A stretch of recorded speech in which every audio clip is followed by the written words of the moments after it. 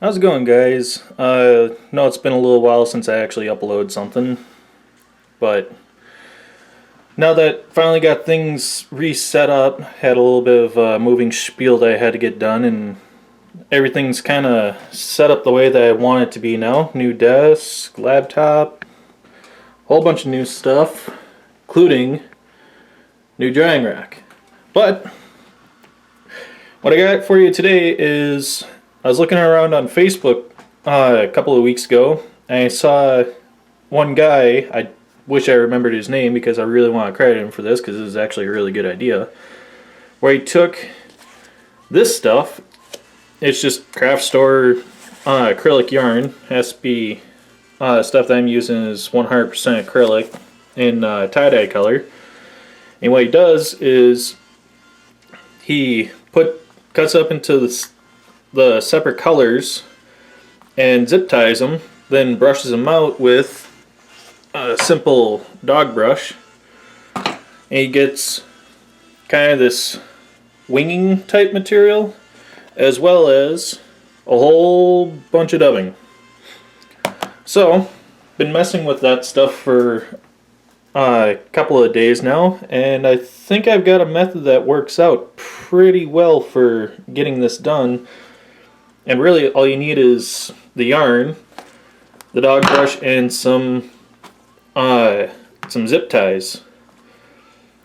And this stuff, from what I've seen, kind of has when it gets into the dubbing form, it has kind of the consistency of laser dub, just without the flash. And it's the same for the winging material, but it gives it actually a pretty cool effect. I'll show you a couple of bugs here. So as you can see, these are a couple of bugs I've been playing with using that acrylic yarn, and get this really nice vibrant head and wing color. As you can see, it just has a really nice blend to it, and I think it looks really good. So without further ado, I'm going to show you guys how to do this. It's really simple, only takes a couple of minutes. And if you mess with the stuff, or if you do decide to mess with this stuff, you'll have enough winging material and dubbing to last you for quite a while. So let's get to it. Like I said previously, the stuff that I've messed with that seems to be working best for me is going to be the 100% acrylic yarn. And what you have to do is you have to get it cut into the lengths that you need. Here with these colors, these are just ones I've had left over from previous experimentation. But usually what I find is about 4 inches seems to be what works best. If you put a zip tie in the middle so you get about 2 inches sticking out the sides, that seems to be what's working quite well for me. So once you get your colors divided up into whatever configuration you want it to be, and you got them all zip tied so that they're locked in place, as you can see here, we're really not going to pull out. What I do is I grab one end of the yarn bundle, take my dog brush, which I haven't cleaned out yet. I start from the base, if I can do this without destroying my camera. I just start at the tips of the yarn and just start brushing it out.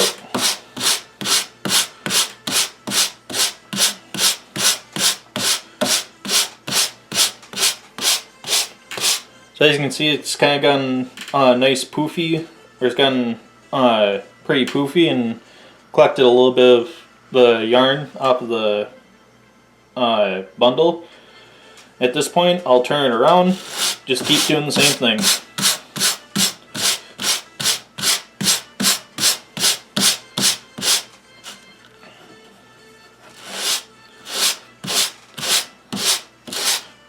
Once you got the tips all fluffed out, you start working your way back until you can't get any farther up.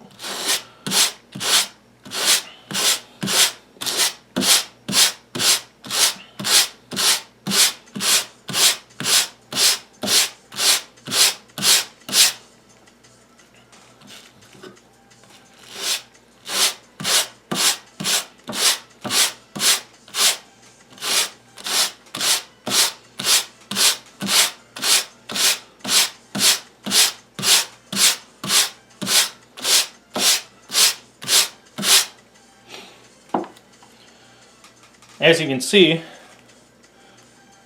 it really didn't take all that long to get one side all nice and fluffed out, and this makes for a really great, like I said before, it makes for a really great winging material. All you have to do now is just cut off the amount that you need and throw it on the fly, and then it'll make a really nice taper on any kind of big streamer or whatever you decide to use it on. So, as you can see here, I have my dog brush full of the yarn that got pulled out. All I do is pluck it out, orient the fibers a little bit, just get everything blended up nicely, and there you have a nice stack type dubbing that you can use on streamer heads, or you can chop it up into smaller bits and use it for things like nymphs or whatever you decide that you want to use it for. But this is a really simple technique, really cheap. I figure you pay a couple of bucks to get some laser dub off of the market, or you could pay the same amount and have literally a lifetime supply of this stuff. The only thing that it doesn't have is a flash, but you get a good source of that. You can just hand blend it in or use a carding brush or whatever, and you have endless supplies of dubbing. So that's my little tip for the week. Hopefully you guys found this to be interesting. I know I have. Probably going to be making a couple of bugs. I'll probably showcase tying session with the streamers I showed up on the desk a little bit ago, but look for that in the future. If you liked the video, please subscribe, share it, all that fun stuff, and I'll see you guys next time.